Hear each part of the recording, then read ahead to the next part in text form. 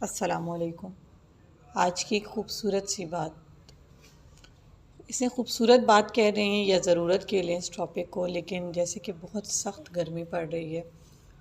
تو اس گرمی کے حوالے سے بہت سی چیزیں دیکھنے کو ملی ہیں۔ تو اس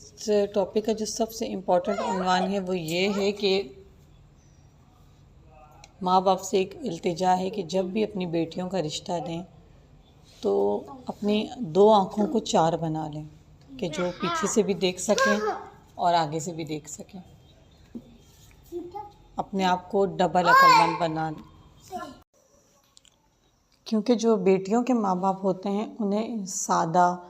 نہیں ہونا چاہیے۔ اب مجھے ایسا لگتا ہے کہ اس زمانے میں سادہ ہوتا کوئی بھی نہیں ہے، بن جاتے ہیں لوگ۔ تو خدا را اپنی بیٹیوں کے فیصلے کرتے وقت سادے مت بنیں، کیونکہ اگر آپ اپنی بیٹی کا ہاتھ دیتے وقت ایک سادہ، خاموش اور شرم میں رہنے والے انسان بن جائیں گے تو آپ اگر غلطی سے اللہ نہ کرے کبھی کسی کی بیٹی کے ساتھ ایسا ہو اور آپ ایک کمزور مرد کے ہاتھ میں اپنی بیٹی کا ہاتھ دے دیتے ہیں تو آپ کی بیٹی ساری زندگی کے لیے احساس کمی میں بد اخلاق ہو جائے گی، احساس کمی کا شکار ہو جائے گی، کڑ کے آپ کو پتہ ہی نہیں چلے گا، اور ایک دن آپ کو اطلاع ملے گی کہ انا للہ و انا الیہ راجعون، اور وہ دنیا سے چلی جائے گی جلتے جلتے ہوئے۔ کیونکہ جو کمزور مرد ہوتا ہے وہ خود تو کچھ کر ہی نہیں سکتا، لیکن وہ اپنے لائف پارٹنر کو بھی کچھ نہیں کرنے دیتا، کیونکہ اسے یہ احساس ہوتا ہے کہ یہ مضبوط ہو جائے گا،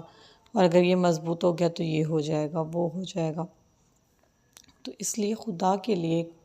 کبھی اپنی بیٹیوں کے ہاتھ کسی کمزور مرد کے ہاتھ میں مت دیں۔ جانچ پڑتال کریں، خوب اچھے سے دیکھیں، سنیں۔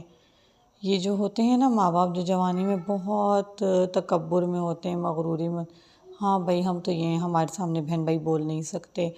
ہمارے سامنے کوئی ہمارا بہن بھائی کچھ کہہ نہیں سکتا۔ ان ماں باپ کی اولاد، اسپیشلی بیٹیاں، اتنی رسوا ہوتی ہیں کہ میں آپ کو بتاؤں کہ کوئی اندازہ نہیں لگا سکتا کہ ان بیٹیوں کے اندر کیا درد ہوتا ہے، وہ بیٹیاں کیا سہ رہی ہوتی ہیں۔ اپنے ٹاپک پہ واپس آتے ہیں کہ جب ایک کمزور مرد کے ساتھ کسی کا رشتہ جڑتا ہے نا، تو جیسے کہ یہ گرمی پڑ رہی ہوئی، تو یقین کریں یہ اس گرمی کی اتنی شدت ہے کہ ایسی میں بیٹھے ہوئے لوگ بھی وہی کر رہے ہیں، بہت گرمی ہے، اے سی کام نہیں کر رہا ہے، اے سی کی کولنگ نہیں ہے، تپش ہے، بلا بلا۔ اور اسی گرمی اور اسی تپش میں کمزور ہم سفر کی بھی